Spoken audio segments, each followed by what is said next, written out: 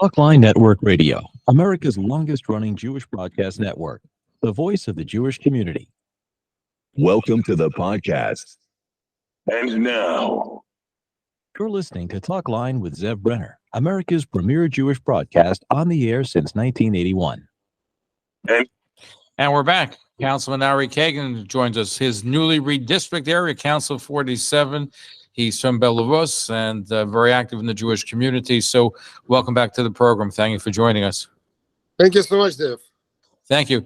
This is a new district you're running in, right? So tell us, what does it cover now? Because this is a brand new one, redistricted. Correct. So the district currently includes Seagate, Coney Island, Warbath, parts of Gravesend, Best Beach, and Bay Ridge. Okay, so now you have councilman versus councilman. So it's one of the most hotly contested races in New York City. So how's it going? It's going fine. Everywhere I go in my district, people have similar concerns. Everybody's talking about importance of public safety, and I'm very proud to be endorsed by 4 major police unions, correction officers unions, Jewish Voice, Jewish Press, newspapers. Also, everybody's talking about growing migrant crisis, and I believe that currently administration is doing a bad job, in my opinion, in handling this crisis. And everybody's talking about growing cost of living. And on top of everything, now everybody's concerned about growing anti-Semitism. And even in my new district, recently it was a rally in Bay Ridge where participants hold signs against America, against Israel, anti-Semitic signs, like throwing Star of David into garbage bin. So I strongly condemn Hamas, and I strongly condemn this rally, saying this is totally unacceptable. And my opponent, Democrat Councilman Justin Brennan, was waiting, and only after I blasted him, then he finally said something against me. Well, did you experience this in the Soviet Union? This kind of anti-Semitism that you're seeing here? This is worse, right? I would say over there it was a government anti-Semitism. Here is a government, at least officially, saying that they condemn all acts of hate. And the police still have hate crimes unit, etc. But on a local level, it's becoming increasingly dangerous and even scary. That's why, together with my colleagues from Common Sense Caucus and Jewish Caucus, we're fighting this, including in CUNY colleges, including on the street. And it's becoming increasingly scary to be a Jew in New York City. I never expected this when I came here more than 30 years ago as a Jewish refugee. Now, what I find also upsetting, the City Council of New York has not issued a resolution condemning the Hamas terrorism which killed Jews. Forget about anything else, just that part. I understand it's difficult for the City Council to do that. The United States Congress can do it, but for some reason, why can't the City Council do it? I know that there are 3 council members, including myself, who introduced these resolutions. I introduced this resolution. It's very simple, just several words, that City Council of New York City strongly condemns Hamas bloody terror attacks in Israel and strongly supports Israel's right for self-defense. I also know that similar resolutions were introduced by Chair of the Jewish Caucus, Council Member Eric Zinovitz, and my colleague in Brooklyn, Councilwoman Inna Vernikov. But I was told that it takes up to 60 days till they will put up this resolution for a vote, etc. So far it did not happen, but we continue to push. Eventually it will happen, but there is no guarantee it will pass, even if it will be voted on. Well, from what I understand, you have a lot of City Council members who are anti-Israel. Well, we have council members, though now it's, thank God, he's outgoing. His name is Charles Barron.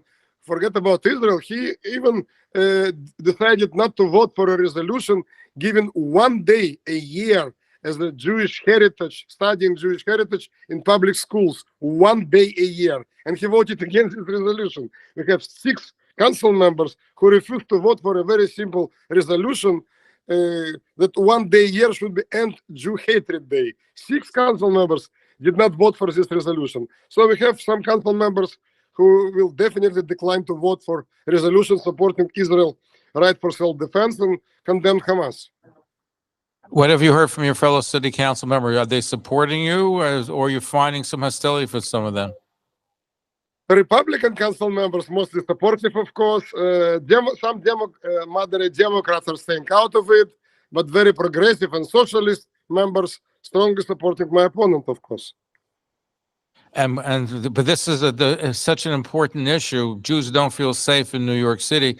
What can be, first of all, in your area, aside from the Bay Ridge rally, had there been attacks on Jews, as far as you know, or had been other anti-Semitic acts? So I'm not aware of it, but again, if young students go into Bklyn College, they're very concerned, including my very daughter. She is member of Hillel Club, and she's very concerned what's going on in Bklyn College, for example. So officially Bklyn College not in my district, but students there could be from anywhere, you know. So, and I had several conversations with Michelle Anderson, president of Bklyn College, but right now, Students for Justice in Palestine over their club, threatening her because she had the audacity to mention in one of her statements that she condemns Hamas terrorist attacks. Now they're condemning her. Well, it's my daughter's in Barnard College, has similar experiences where she's speaking out, but Jewish students feel threatened. They do not feel safe on campus. What can the city council do to ensure the safety of Jewish students, whether it's Bklyn College, Barnard, Baruch, whatever it might be? One of the reasons why this year I voted against 2024 budget, because it included tons of money for CUNY, but did not request any accountability for any actions against anti-Semitism. I wrote a letter to CUNY chancellor. I spoke to many presidents of several CUNY colleges and universities. You know what recently happened in several colleges, especially at CUNY level.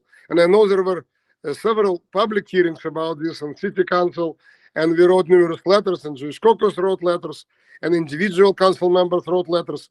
But so far, in my opinion, not serious action was taken on the level of CUNY.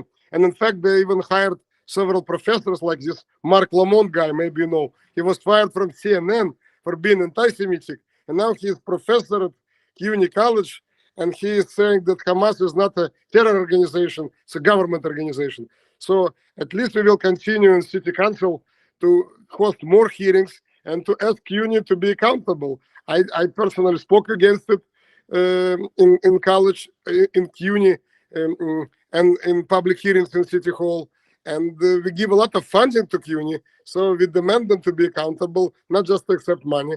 And several council members support me on this, but not everybody. So let me ask this question, because this is election day coming up. There's no mayor on top of the ticket, no governor, no president that's on top.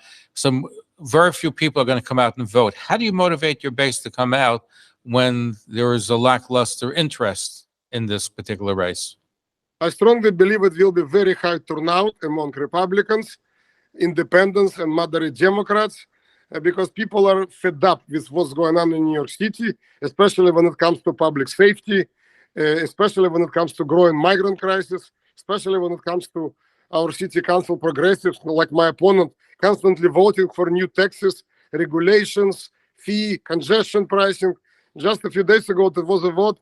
He voted to increase taxes on hotel occupancy, you know, etc., etc. So many people in southern Brooklyn are fed up with current situation, and I believe they will definitely show up and will vote, I believe, for me, because they think the status quo is unacceptable, and they believe the city moving into the wrong direction. Certainly, I wanted to touch on a few moments that we have left on congestion pricing. How will that affect the Bay Ridge and surrounding areas?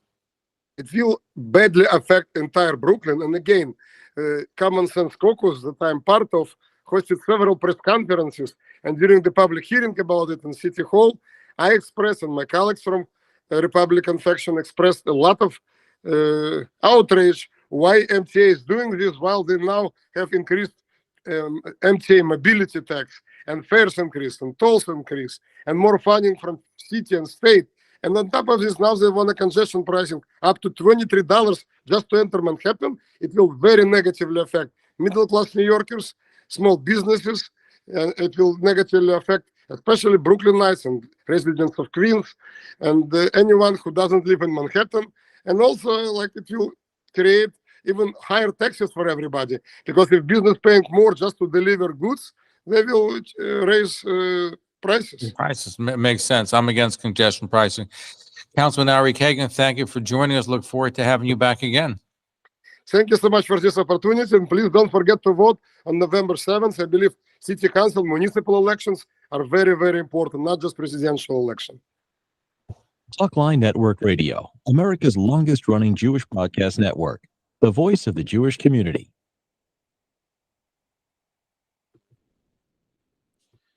Anyway, thank you. Shabbat Thank you. shalom. Thank you Okay. very much. I Thank know you. you